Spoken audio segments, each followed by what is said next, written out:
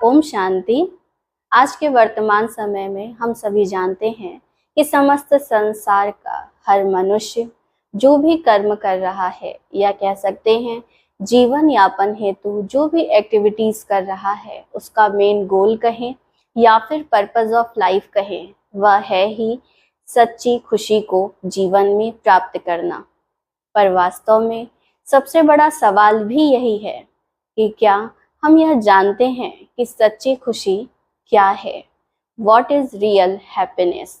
क्योंकि आज वर्तमान समय में हर मनुष्य का एक माइंडसेट बन चुका है, या कहे पूरे विश्व में एक मिथ फैला हुआ है कि यदि हमारे पास आधुनिक जगत के भौतिक सुख के साधन होंगे तो हम खुश रह सकेंगे, या फिर हमारे पास मनपसंद वस्तु होगी तो हम खुश रह सकेंगे, या हमारे पास हमारा मनपसंद व्यक्ति और उसका साथ होगा तो हम खुश रह सकेंगे, या हमारे पास बहुत सारा धन होगा तो हम हर खुशी खरीद सकते हैं, या फिर हम कहीं छुट्टियों पर चले जाएं, ट्रैवलिंग पर चले जाएं तो हम खुश रह सकेंगे।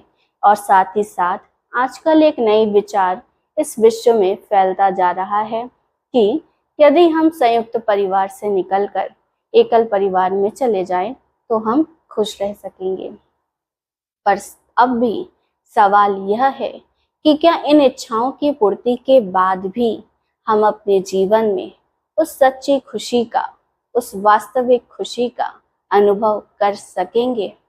तो उत्तर है नहीं, क्योंकि खुशी कोई ऑब्जेक्ट नहीं है और विनाशी चीजों के आधार पर अविनाशी खुशी को प्राप्त करना यह संभव नहीं है। क्योंकि आज दुनिया में हर तरफ हैप्पीनेस भी है तो सॉरो भी है। यह हमारे स्टेट ऑफ माइंड पर डिपेंड करता है, यह हमारे दृष्टिकोण पर डिपेंड करता है कि हम इस विश्व में क्या ग्रहण कर रहे हैं, हैप्पीनेस या फिर सॉरो। इसलिए कहा भी गया है कि imperishable happiness cannot be obtained from perishable facts because real happiness comes from within, not from external circumstances। क्योंकि बाह्य चीजों से हम अविनाशी खुशी को प्राप्त नहीं कर सकते हैं।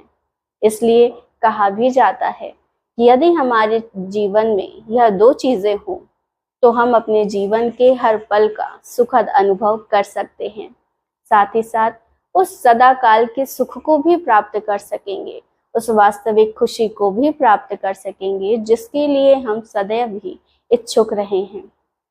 पहला है कंपनी, दूसरा है कंपेनियन। कंपनी अर्थात साथ, कंपेनियन अर्थात साथी। यदि हमारे पास सच्चा साथ हो और एक सच्चा साथी हो तो हम अपने जीवन में हर प्रकार के उस वास्तविक खुशी का अनुभव कर सकते हैं जो हम चाहते हैं, क्योंकि वह सच्चा साथ और साथी हमें यह विश्वास दिलाता है कि जीवन के हर विपरीत परिस्थिति में वह हमारे साथ है, हम कभी भी अकेले नहीं हैं। और यह साथ और साथी के रूप में यदि हमें भगवान मिल जाए तो फिर क्या कह दें। तो राजयोगा मेडिटेशन ही एक ऐसी विधि है जिसके द्वारा हम उस परमात्मा के साथ को पा सकते हैं, क्योंकि आत्मा भी विनाशी नहीं है, वह एक अविनाशी सत्ता है और परमात्मा भी अविनाशी सत्ता है। और जीवन में यदि अविनाशी काल के लिए उस अविनाशी खुशी को प्राप्त करना है तो उस परम सत्ता, उस अविनाशी सत्ता परमात्मा का साथ होना जीवन में परम आवश्यक है। क्योंकि राजयोगा मेडिटेशन हमें उस परम सत्ता परमात्मा को अपने साथ रहने का, उसकी कंपनी में रहने का, साथ ही साथ उसे अपना कंपेनियन बनाने का सुनहरी विधि सिखाता है। क्योंकि राजयोगा मेडिटेशन से ही हम अपने जीवन के हर बुराइयों पर, हर विकृतियों पर विजय भी प्राप्त कर सकते हैं।